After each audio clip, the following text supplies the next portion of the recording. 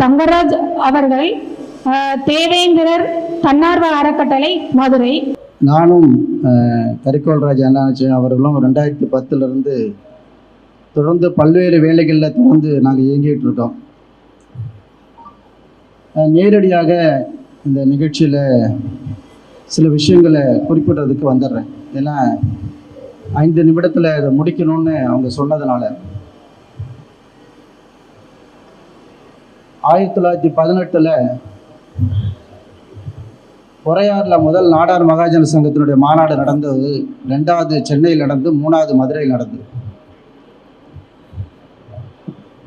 So 6 நகர நாடார்கள் அப்படின்னு சொல்கிறாங்கன்னா, இன்றைக்கி இருக்கிற அந்த பசங்கள்கிட்ட போய், உங்கள் பசங்கள்கிட்ட 6 நகர நாடார்கள்னா எந்தெந்த ஊர் அப்படின்னு கேட்டால் சொல்ல தெரியுமா? எல்லாம் ஒன்றும் பதில் சொல்லலை, தெரியாது. முதல் நாடார் மகாஜன சங்க மாநாடு எங்கே நடந்தது? பொறையாறில். யார் நடத்தினா அப்படின்னு தெரியுமா? ரத்னசாமி. நம்மளாம் வரலாறுலாம் அப்புறம் பேசுவோம்.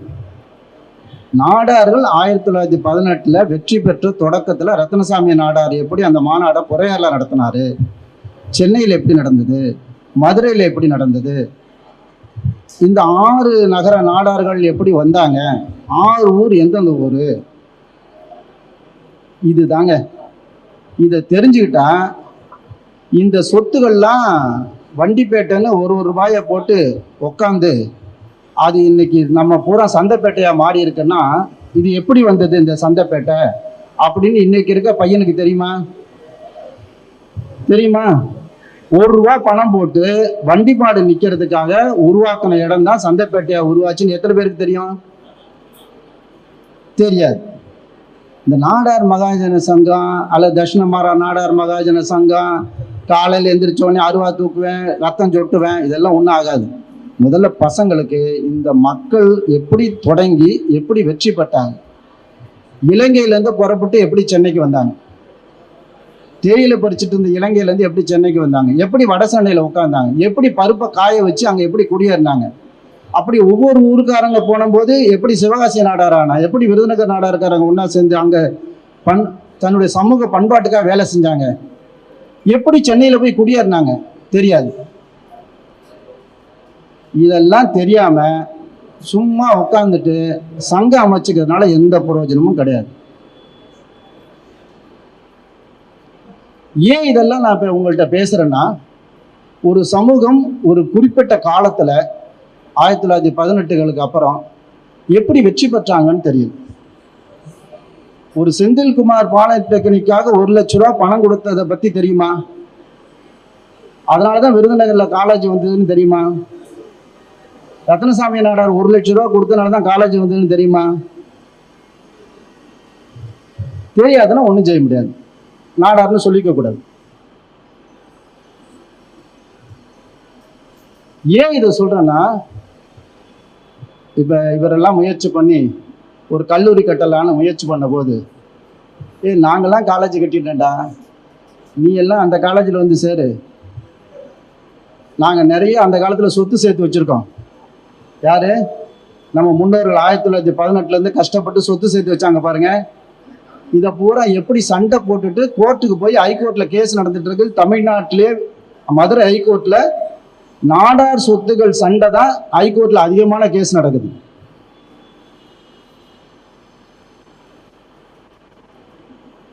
வேற எந்த ஜாதியும் கிடையாது.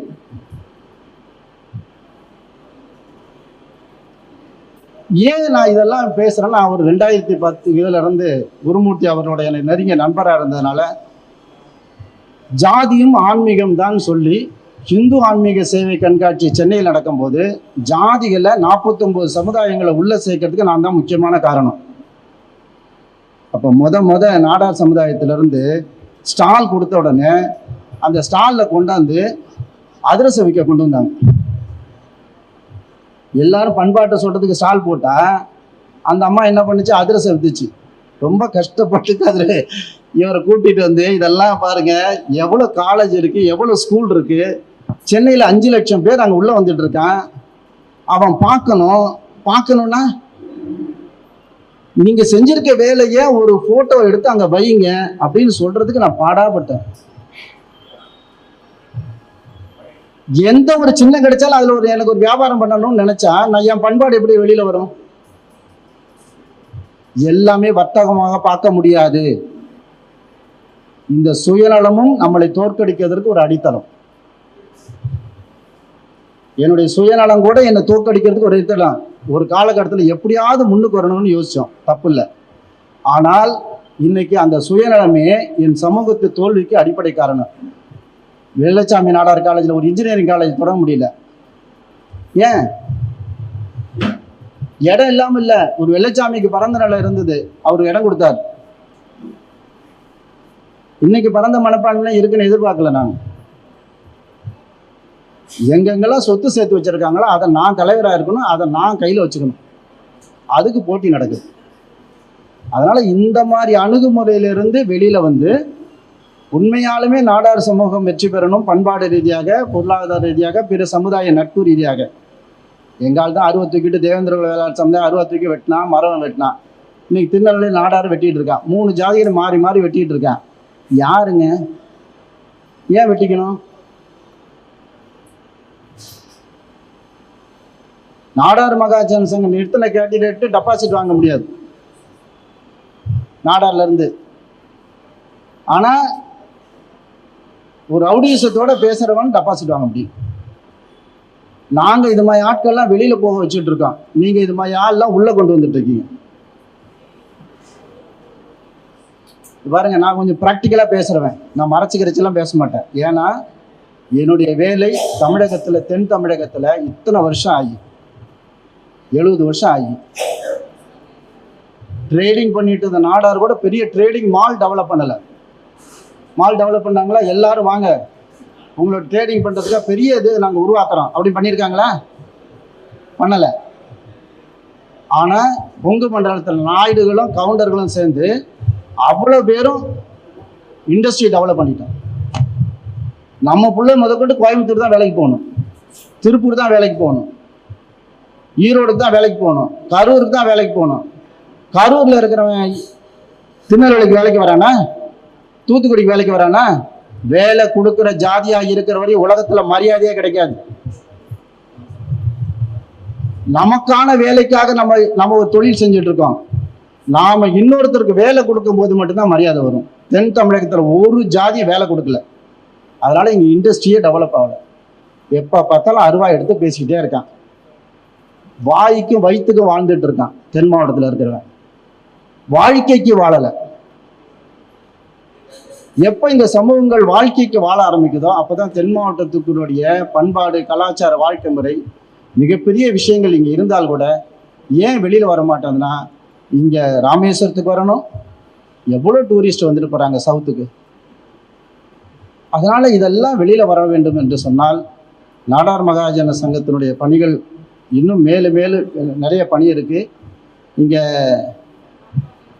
இந்த அமைப்பை தொடங்கி இருக்கிறவருக்கும் முருகானந்த அவர்களுக்கும் நான் சொல்ல வேண்டியது என்னென்னா, எல்லாரும் போல அமைப்பு நடத்தணும்னு யோசிக்காமல் ஆக்கப்பூர்வமாக எதிர்காலத்தில் ஒரு நிரந்தர செயல் திட்டத்தை நோக்கி நகரணும்.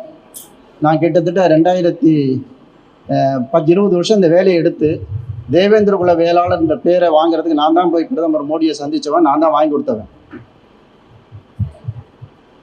சரிங்களா? இன்னைக்கு பிரதமர் மோடியோட நெருக்கமாக இருந்தாலும், அமித்ஷாவோட நெருக்கமாக இருந்தாலும் நானாக தான் இருக்கேன். நான் அரசியல்வாதி கிடையாது. ஓமோர்ச்சா பிஜேபியில் மாநில இளைஞரை தலைவராக உமா பாரதி இருந்தால் கூட அதெல்லாம் வேணான்ட்டு இங்கே வந்தவன். ஏன்னா அந்த அரசியல் ஒன்றும் பெருசாக ஜெயிக்க வைக்காது.